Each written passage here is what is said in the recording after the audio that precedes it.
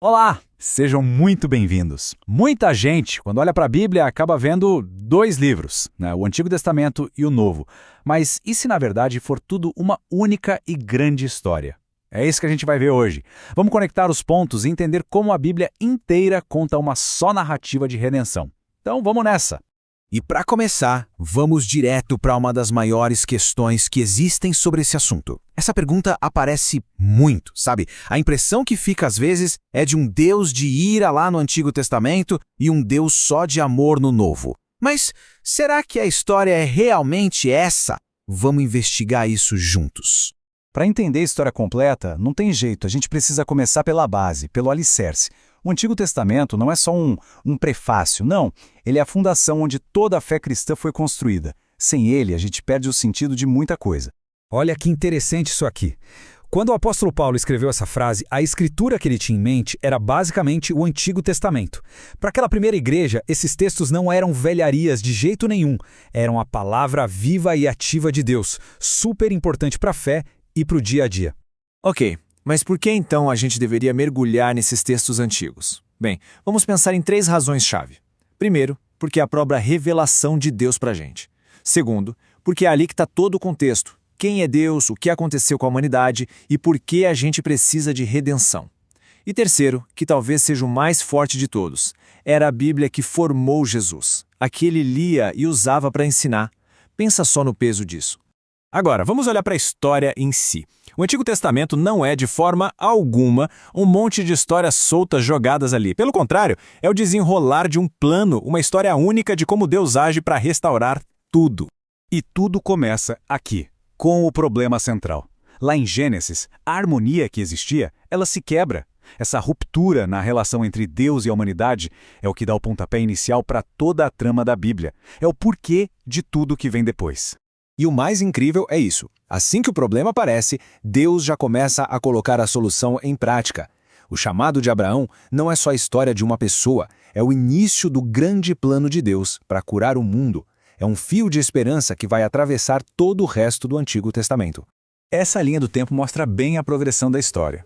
Começa na criação e na queda, passa pela promessa a Abraão, pela formação da nação de Israel, e tudo isso vai apontando para um clímax. Cada passo vai revelando mais do plano de Deus, e vai criando uma expectativa cada vez maior por um Salvador.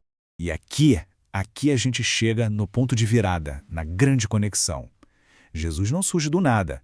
Ele é a peça central que liga a fundação do Antigo Testamento com toda a estrutura do Novo. Ele é o cumprimento de tudo que foi prometido antes. Então, o ponto-chave é este. Para o próprio Jesus, o Antigo Testamento não era história ultrapassada. Era, na verdade, o roteiro que explicava quem ele era e qual era a sua missão. Os ensinamentos dele, as atitudes, até mesmo a forma como ele venceu a tentação, tudo estava completamente enraizado nessas escrituras. Parem para imaginar essa cena. É muito forte. Jesus entra na sinagoga, abre o rolo do profeta Isaías, lê uma profecia de 700 anos atrás e simplesmente diz: olha, isso aqui é sobre mim e está acontecendo agora. É uma das declarações mais diretas e poderosas que ele fez sobre quem ele era. E a precisão das profecias não para por aí não. Aqui temos um outro detalhe super específico, escrito séculos antes da crucificação ser um método de execução dos romanos. A divisão das roupas dele não foi por acaso. Foi o cumprimento exato de uma profecia. E olha só, até os momentos mais pessoais e dolorosos já tinham sido anunciados. Jesus, sabendo que ia ser traído, cita esse salmo. Ele faz isso para mostrar aos discípulos que nem mesmo a traição de um amigo próximo estava fora do grande plano de Deus. E essa conexão aqui é muito profunda. Aquela lei sobre o Cordeiro da Páscoa, dada lá para Moisés, encontra seu sentido final em Jesus na cruz. Ele é o Cordeiro de Deus definitivo, o sacrifício perfeito e completo, exatamente como foi prefigurado centenas de anos antes. Mas a gente pode se perguntar, como confiar em textos que foram escritos há tanto tempo? A jornada de preservação desses escritos é uma história à parte. Ela revela um cuidado impressionante ao longo dos séculos, tudo para que a mensagem chegasse inteira até nós. O Antigo Testamento não apareceu pronto, da noite para o dia. Foi um processo longo, de mais ou menos 1000 anos. Começou com histórias contadas de geração em geração, depois elas foram registradas por escrito, E, finalmente, esses escritos foram reunidos, organizados e reconhecidos pela comunidade como a palavra inspirada de Deus.